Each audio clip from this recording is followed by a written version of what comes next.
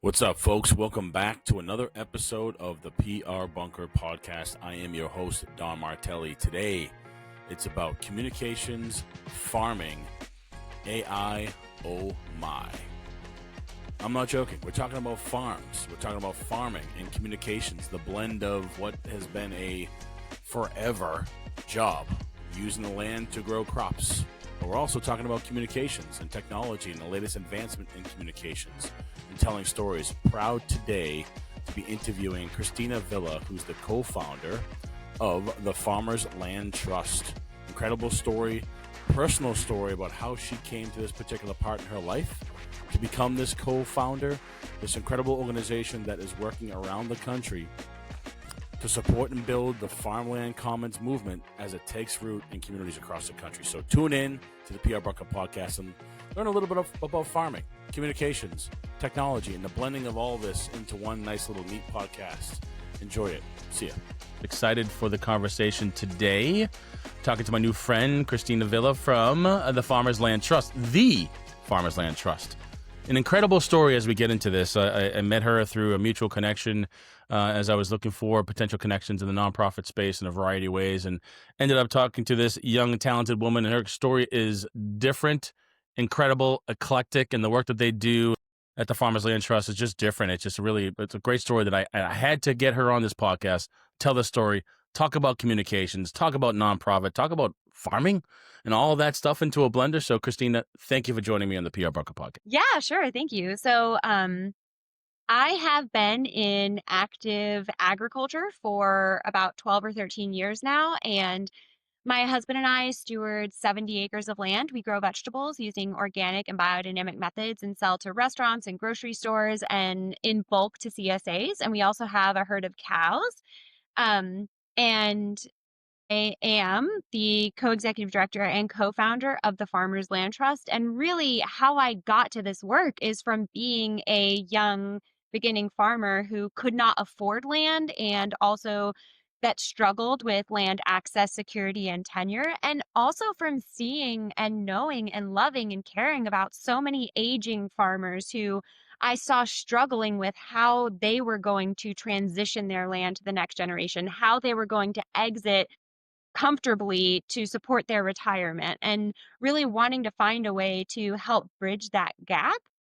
But I think even, before all of that, I think maybe important to share or worth sharing too is that how I came to agriculture, which was um it is such an interesting thing because I know so many people who enter local food production, food growing through the health lens.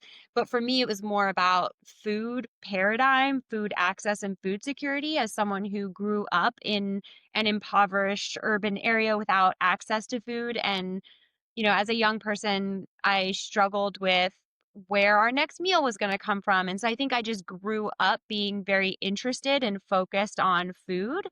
And as a young adult, I was spending time in food emergency relief organizations and soup kitchens and so forth. And it, in that moment, I remember thinking that if we could just feed people, that would solve everything.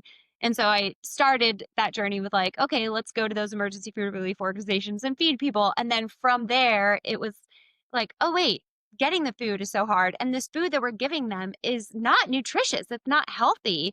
And so then this light bulb went off where I was like, oh, I could grow food, which I don't even know still to this day, like where that idea came from because I never knew anyone who grew food. I never had the experience of growing food. Like it is still so crazy to me. Like I don't know how that idea even came into my head, but I started this little garden in my yard and then started bringing all the produce that I was growing like to those food pantries and to those soup kitchens. And it was just such an exhilarating moment of like, we could feed people if we just grew food. So from there, I started learning more about farming, but also, in that same time where I was interacting and volunteering at these food relief organizations, I was in college for media and communication. So like my background is my formal education is in Nice. communications and media and marketing and so forth. And so when I delved and I just like took a total left turn after I graduated college and like moved to this old farm because I was like, I need to learn how to farm. I, you know, I started living in this barn just so that I could be part of this farm and like learn how to farm. And at that same time, the farmer, the aging, retiring, older farmer that I was learning from and apprenticing under, he needed in his business the skills that Got it. I brought in communication and marketing. And so really that's where those two things converged for me and, the shift from growing food and thinking that that is how we could solve so many of the world's problems to actually it's about land, like that's how we can solve so many of the same problems that happened at those same times. And so coming to be at the Farmers Land Trust and co-founding this organization that's working around the country to not just protect farmland, but to also transition it to the next generation and give secure, equitable tenure to farmers wanting to grow food using regenerative practices. I feel like it is such a great just convergence of my life experience and interests and also the education and training that I have because this skill set of communication, media, and marketing, along with this passion for land and agriculture, has really helped me get to be where I am today. And I'm just so grateful for it all. I want to stick on that point about storytelling now. As the co-founder, and you have your hands and eyes in every inch of the organization, and clearly as somebody who's a thought leader in this space, I think you've done speaking opportunities and you've been interviewed elsewhere. I mean, what's your organization's strategy on communications? How do you tell that story, and to what end? What are the goals around communications that you focus on around comms? Yeah, I'm so grateful for this opportunity to talk about this because, yeah, I do get interviewed on other podcasts and it's always about like the organization and the model and all of that. And like people can hear about that in a lot of different places. And also, it's very spelled out on our website. But this storytelling part and the importance of this is just not teased out enough. And I don't think it's utilized enough at other organizations or like the impact of it is not seen broadly. But really, with our work at the Farmers Land Trust, has shared, like we're protecting farmland in a new and innovative and creative way. And we're using this model, this farmland commons model, to transition land into community ownership to honor and support the legacy of those aging, retiring farmers or those landowners who want to see their land be used for land justice and food production agriculture for local communities, and then also to support economically viable businesses for next generation farmers. But we are a small nonprofit land trust working around the country and we are new. And so the amount of impact that we are actually going to have in amount of like acres conserved or protected or like people impacted, that is not where our greatest impact is going to be. I really believe that our greatest impact is going to be in the stories that we tell and the examples that we show and the models that we have of a new way of how land access, tenure, security, ownership can work through this farmland commons. And those ripples outward of people seeing these stories and seeing themselves in the people that are part of it and seeing how they have those same attributes or resources that they can do the same thing too is really Mm, where a movement is going to be ignited and how this can be replicated around the country. And so storytelling is such a large part of what we do. So we're actually talking at a very fun time because we are mm, announcing all of our farmland commons this upcoming week or two. And so all of the stories are on our website awesome. of who we're working with, where we're working, and what those communities are. And it's incredibly diverse. So we have examples of aging, retiring farmers who are positioned and able to donate their land to preserve and continue their legacy of biodynamic agriculture. We're working with um, young farmers who need secure land tenure, who have been growing food for their communities in various ways, but lack land security. We're working with nonprofits who have been talking about wanting to support land access, but who were unable to Hmm. find a way to tangibly do that. And so this farmland commons model gives them that way to be actively engaged in that. We're working with non-farming landowners who want to put their land toward good. And so all of these examples are on our website and the storytelling part is so crucial. So, you know, offering those longer deep dives into the people and the places and their life story and how it came to be through long form content. We have a fabulous writer on staff who tells beautiful, poetic stories that like break Love your that. heart but heal it too at the same time. She's so fabulous. And we also are so fortunate to have interest from other media outlets and press that are telling these stories. And then, through our own communications of building out our website to include the creative aspects of all these stories, the pictures that tell that story. And also, I would just share that in this like storytelling PR components, that things that I and we as an organization really focus on that I think have helped propel us forward in our success with this is the different content pieces that help to make an engaging, rich story. So, for instance, we have a great illustrator who has created illustrations that are specific to our brand and mission and help to add a playfulness to the work that's so meaningful and deep, but can also be boring at times.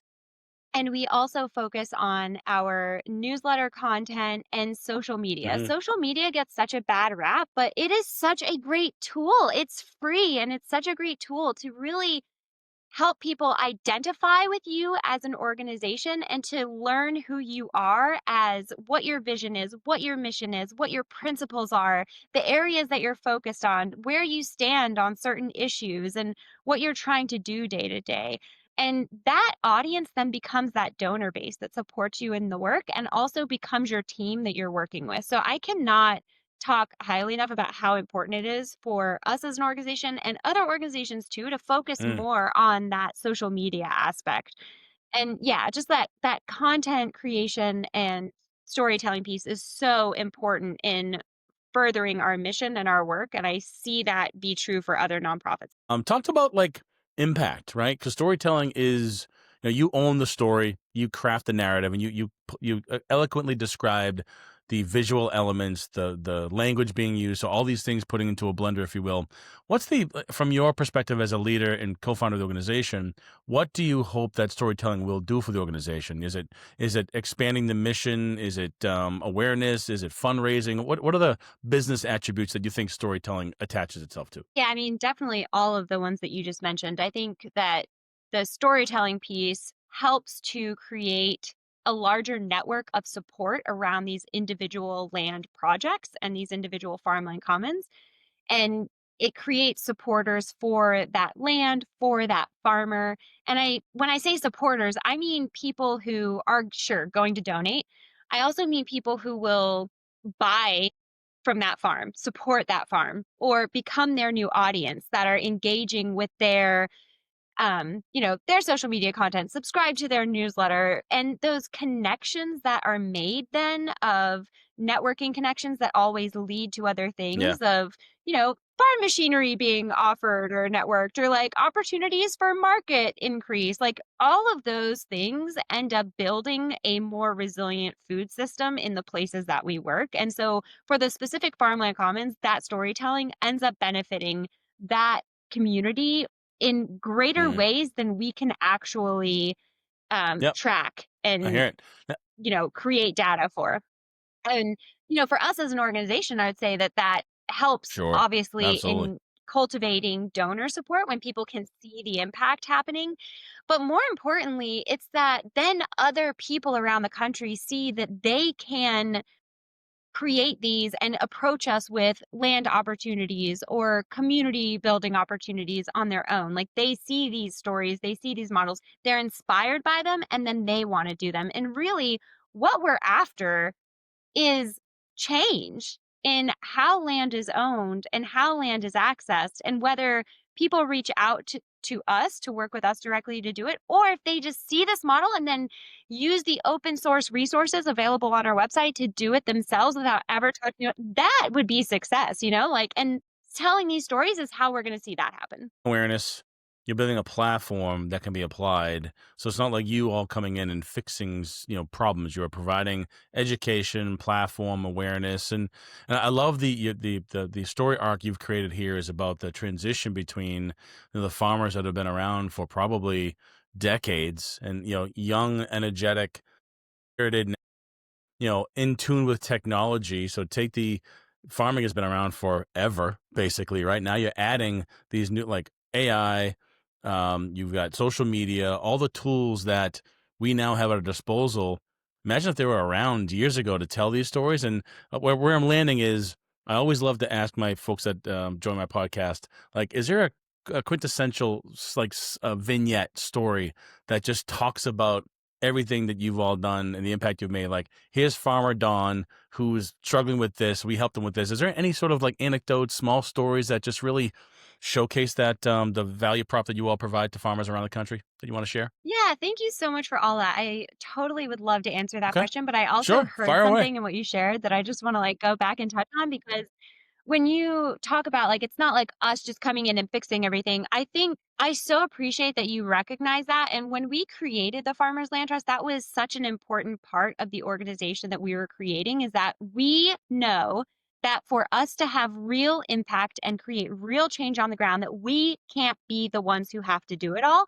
And that it can't be that we control or own this model or the legal structures or the templates or the documents used. Like we have to make it so that anyone can access it anywhere so that they can pick it up and do it too. And that's really how we're going to see positive impact happen in this realm that we're wanting to have impact in and work in. So like, thank you so much for realizing that because everything we do is open source.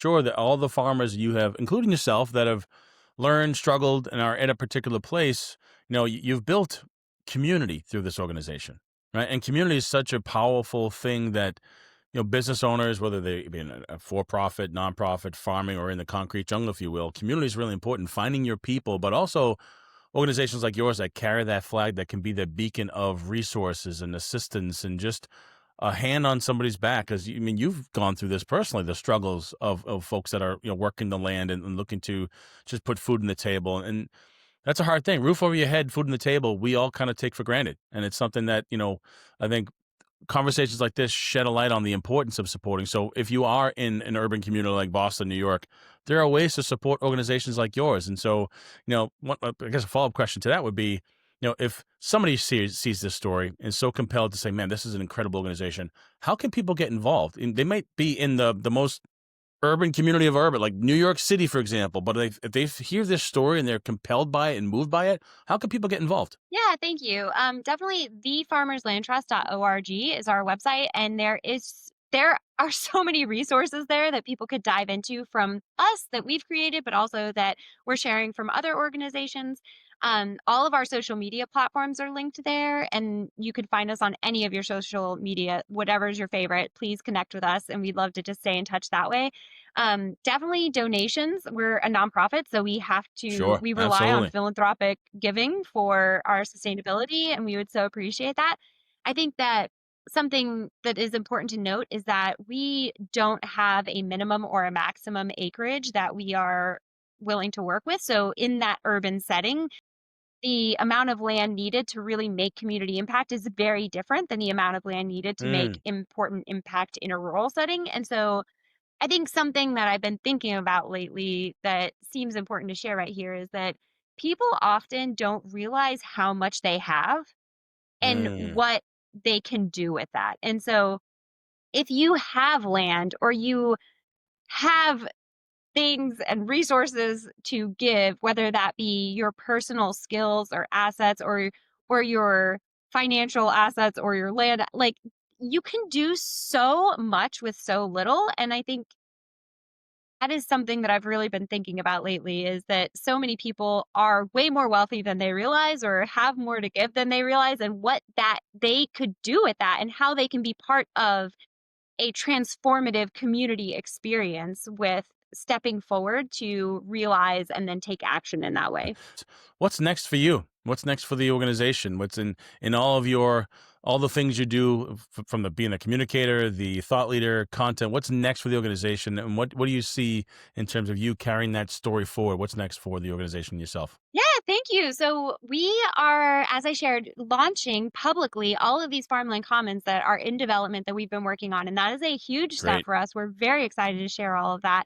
And all of these that are being developed are starting with one parcel of land, but they are going to hold more than one. And so, next step is to create more of these farmland commons so that there's at least one in every state, and then get them all to the point where they're holding at least four parcels of land and maybe even up to 12, so that that community's land base for a sustainable, resilient food system to be created there locally is secure. Other than your website, if they want to follow up with you directly, can they find you on LinkedIn? Where can people connect with you if they want to interview you, have you on a TED Talk, speaking opportunities, or send you $1 million check? Where can they find you? Yeah, you can send $1 million check to PO Box 195 in Cookeville, Tennessee. Thank you.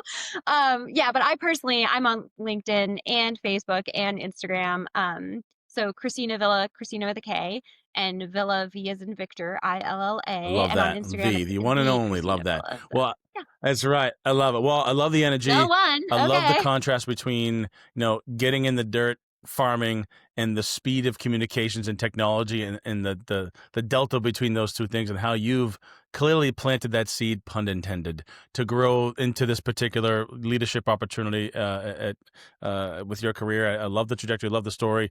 Anybody that's out there, listen to this, and if you don't think you don't have a green thumb, Christine and our team here can probably help you figure out how you get involved in some way, shape, or form, to learn, to cultivate, to introduce. We as a society should be telling each other stories, especially for nonprofits like this that are impacting lives every single day. So, Christina, I can't thank you enough for being here and for the work that you do for folks that, need to put food on the table and to learn how to grow their and own their land, grow their land and profit from it, but also do good at the same time. So great work. Appreciate you being here. Thank you so much. Thank you so much.